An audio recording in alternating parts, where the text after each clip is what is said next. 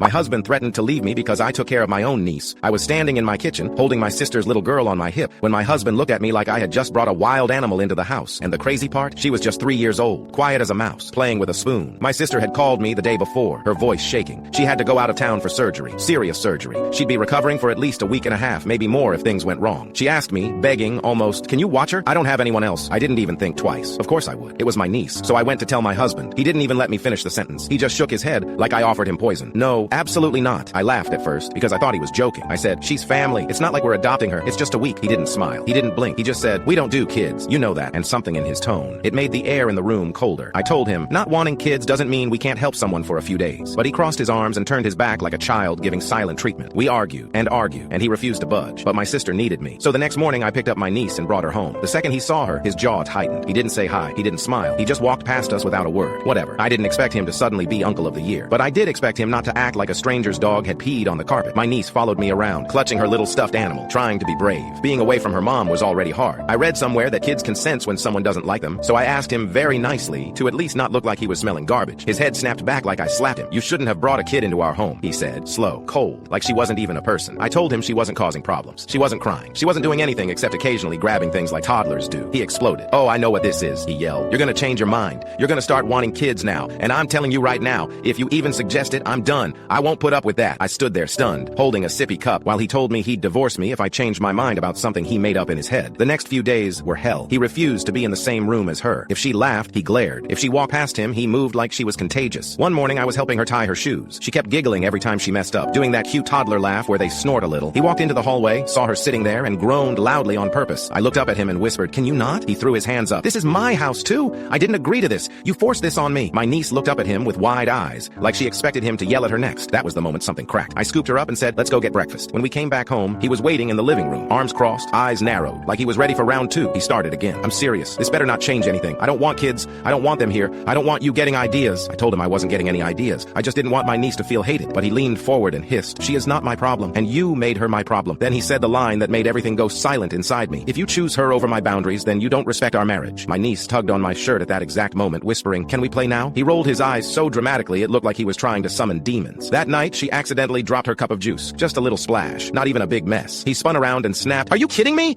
How hard is it to not spill things?" I told him, "She's 3. He pointed at the door and barked, "Get her out of here, now!" My heart stopped. I said, "She's not going anywhere." He stepped toward me, chest puffed like he was trying to intimidate me, and said, "Then maybe I will." And I swear that was the first moment in my entire marriage where I hoped he meant it. I picked up my niece, wiped her little cheeks, and told her we were going to bed early. As I walked past him, he muttered under his breath, "I never wanted this." I didn't look at him. I just kept walking, because in that moment, it finally hit me.